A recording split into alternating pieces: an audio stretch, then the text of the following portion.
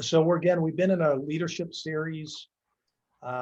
Specifically, today we're going to be talking about the ultimate test of leadership, which is called creating positive change. So when we talk about leading specifically change, it can be tough. You heard the old adage that everyone likes progress, but nobody likes change, right? So, don't move my cheese. So that can be really tough when, especially for us right now, we got a lot of change coming up. I mean, we're growing, we're expanding, we're going to be opening up into different offices in different states. So we're going to have a lot of change. And it's exciting because we like the progress side of it, but it also means we're going to have to change ourselves. We're going to have to grow as in our skills, grow in our, you know, um, trusting each other, growing in our own respective fields. So it can be tough, and we have to, as a leader, we have to be able to recognize that and not shy away from those realities. People feel awkward and self-conscious doing something new. People do not naturally resist change; they resist being changed, right? So, you know, if you guys take your hands right now and you clasp them together, you're kind of closing them as if you're kind of, folding them in with prayer. If you notice, there's probably one thumb that goes over the other naturally, right? But what happens if you do it the other way, and now you've got the thumb on the other side? It doesn't feel natural, does it? It feels awkward because you're doing something new. If you have a trash can that was in the same place in your office and you start throwing things away, if you move that trash can, it's going to be awkward. You're probably going to throw it in the same place for a while until you finally get back in that change. So whenever we're doing something new, it can just feel awkward. Phil just had this happen with making phone calls to lenders. And as much as he was prepared and ready to go, I'm certain that there was just a sense of awkwardness, uncomfortableness. Jen has had to deal with this recently as well. Just remember that first phone call she had to make to the appraiser. Yeah. It's just awkward. She's still losing sleep over that call. We've had to send her to counseling for it a couple times. So people initially focus on what they will have to give up. So whenever you have change come up, it's natural for us to just go directly to the thing we're actually going to have to give up on. Ralph Waldo Emerson says, "For everything you gain, you lose something." So whenever we're gaining or growing, that means we're going to lose something. Could be relationships, could be time. You have a new baby. Guess what? Things change, and you lose things. You lose some natural freedoms you had. Michelle's experienced that. It's not necessarily bad. It's just a reality. People are afraid of being ridiculed. You guys remember Wilt Chamberlain, extremely tall guy, and the challenge with Wilt Chamberlain was not that he wasn't a great basketball player. He was a horrible free throw. He just couldn't hit those shots. In fact, I think he was 50% from the free throw line. And so what they realized was because of his build, one of the coaches started training with him and actually had him do a granny style. You guys remember granny style? You kind of get the ball under your legs and throw it up over, and his percentages went up to 89% when he went granny style.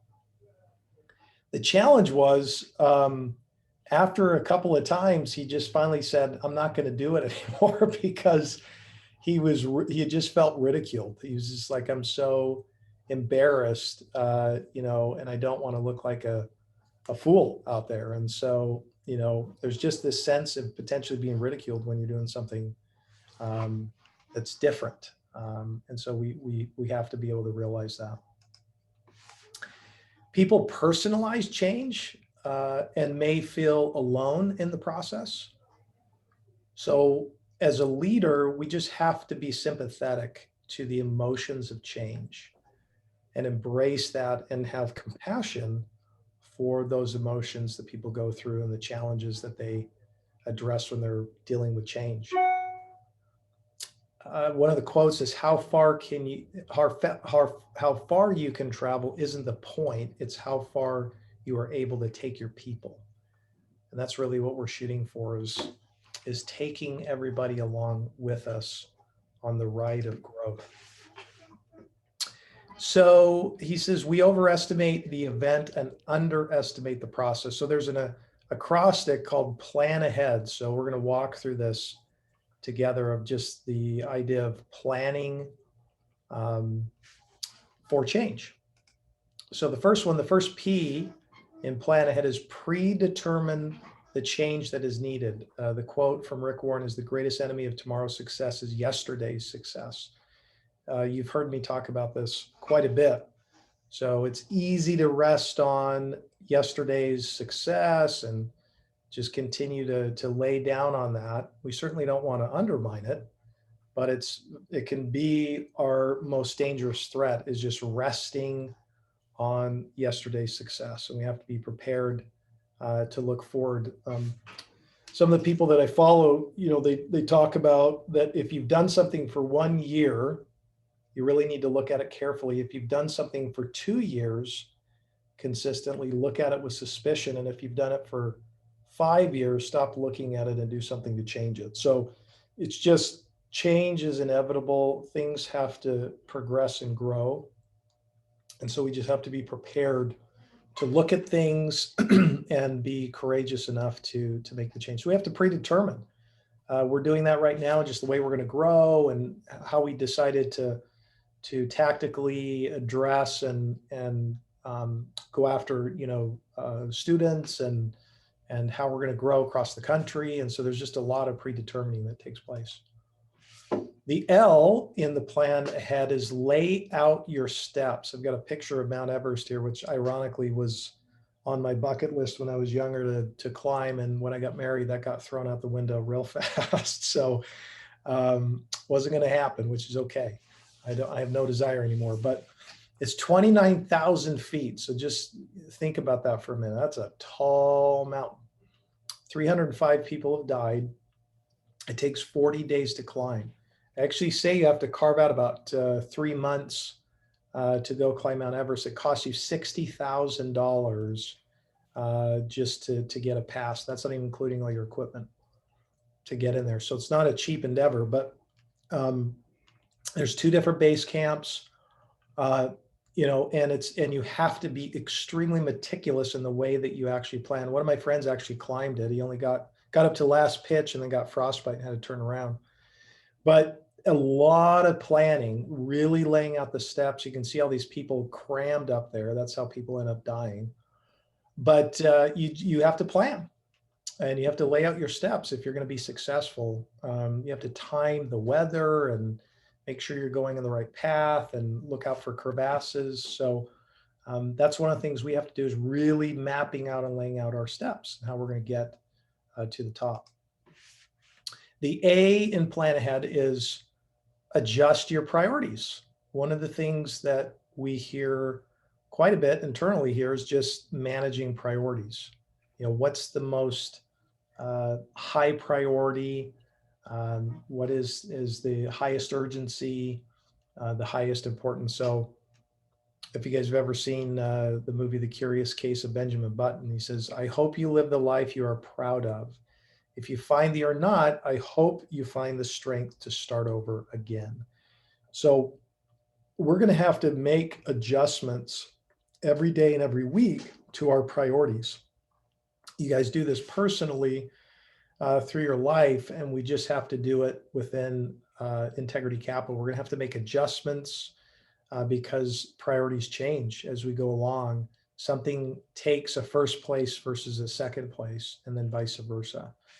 So we have to make adjustments when we do that.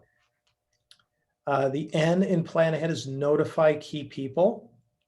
So what this means is that not all the information when you're planning is going to get just trickled down to everybody in the firm right away, just because you have to plan and think through things and address challenges and process it. I'm on a board of directors, and one of the things we do a lot is just having to walk through topics and challenges before it gets trickled down to everybody else, because you want to make sure that it's been really vetted and thought through thoroughly, so that when it gets to the people, that there's some good instruction and good direction, and addressing probably preemptively some of their natural concerns. So that's just part of wisdom, part of growing as a leader, is you just have to notify the key people and then plan with them. So the A in plan ahead is allow time for acceptance. There's three things that people generally will go through in psychologically. Is the first thing is it will not work. That's the first thing you'll hear people say. It's not going to work. This just never will work. It's a bad idea. The second one is what it will cost. So it's just, man, this is going to cost so much to do it. And then the final one that people eventually go to is, I thought it was a good idea all along. So, it's just, this is human nature. And we just have to be sympathetic to change as we grow as leaders. The H is head into action. You never know the level of your people's commitment until you call them into action. So, everybody loves to talk about what they're going to do, but when it's time to actually get on the track and run, you're going to find out who's willing and ready to step up and jump in and get going. And sometimes it's not everybody. So we have a great core group of people now that are ready to head into action, and that'll continue to grow as we grow as well. The E is to expect problems. There's just going to be problems. We've dealt with problems. We're working on being the most proactive commercial mortgage company in the world. And that's a tall order. And so guess what we get along the way? A lot of problems. So the way we approach it is to think the worst first. What's the worst case scenario? What could potentially go wrong? Then we speak to the worst first. So we start addressing those things together. We answer the worst first. We're going to come up with solutions for those. And then we encourage our people to go through the worst first. So just part of problems is just anticipating, expecting that there's going to be challenges. We deal with this on every single deal that we do. There are problems, and there are going to be problems that come up. And so the best thing we can do is to help create a level of expectation and anticipation that that's just part of the journey as we grow, is to expect that there's going to be problems along the way. The A is to always point to the successes. We want to definitely spend a lot of time on all the successes. We're talking about the numbers that we've closed and how well we've done and the great things that are taking place, because we have to remember that, and it keeps us encouraged to know, hey, we've had a lot of success. And so you want to, as a leader, spend quite a bit of time focusing on pointing to the successes that we've had and will continue to have as we grow. And then the D is to daily review your progress. So you have to go back through and just say, okay, am I making progress? Am I not making progress? And just to take a temperature check to see, am I on track? Am I not on track? That's why one of the things that we do here is to measure our progress so that we can manage, because you can't manage what you can't measure. And so that's why we're always looking at how many touches and what are the ratios, and how many, what are we doing in this sense of a metric, so that we can go back and actually manage that, try to tangibilize it at the end of the day.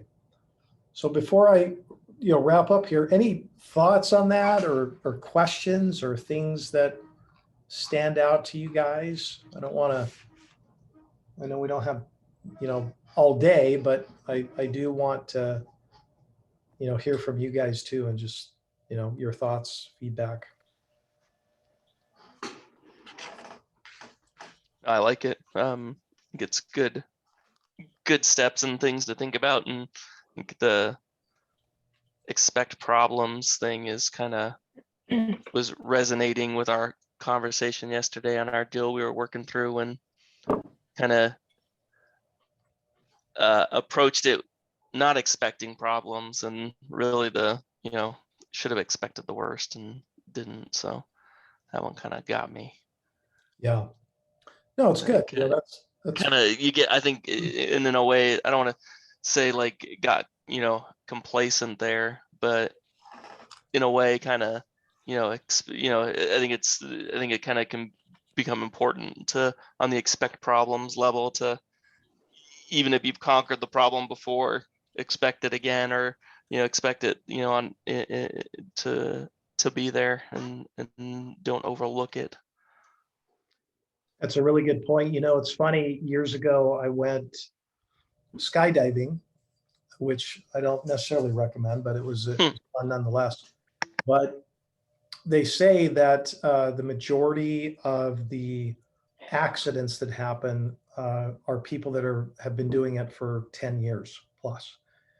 So you kind of go back, go, gosh, I think that would have been the opposite. But I think because you just get so used to it and get so comfortable that there's just a natural propensity to kind of settle in. And I think that's just human nature. I think it happens to all of us.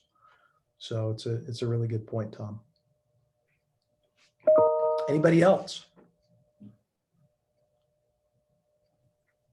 Yeah, I think just to piggyback off of that, when you are expecting the worst and then you plan for that worst case scenario, I think it's just so powerful, because what you're doing is you're, first of all, preparing, right? And taking some of the risk factor away, but also you're taking the fear away, which I think could in turn really help with acceptance as well. Like, okay, now that we know exactly what we could be dealing with, I don't need to have fear over it, so I can accept it, So I think that's really powerful. Yeah, I really like that, Michelle. Years ago, I remember, and I honestly can't remember who the author was, but he actually walked us through an exercise where we would have to face, some of our biggest fears, and he would just keep making us write down all the potential scenarios that could happen. Okay, if you went broke, then what would happen then, and what would you do? And literally after about 15, 20 minutes of doing it, you realize, well, gosh, it probably won't be as bad as I thought. And so, to your point, it just helped alleviate fears and concerns, because we get really muddled in our head if we don't go through that exercise. So really, really great point.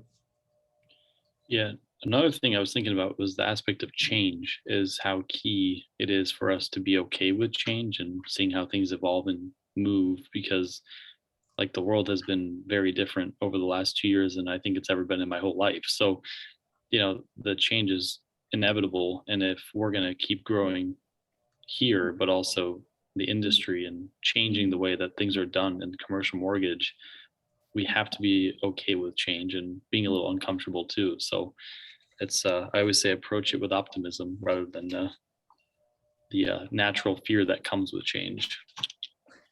Yeah, Dan, I'm speaking at the end of this month to a bunch of leaders, and the topic I actually tweaked a little bit, and it's on problems. And the subtitle of it is the leader's training ground, because when you become a leader and you grow, you're constantly dealing with problems all the time. And so you have to have a different perspective on what they are, and don't see them as negative, but that they are wonderful opportunities for you to embrace reality, to understand your true core beliefs, and to use it as a springboard for growth.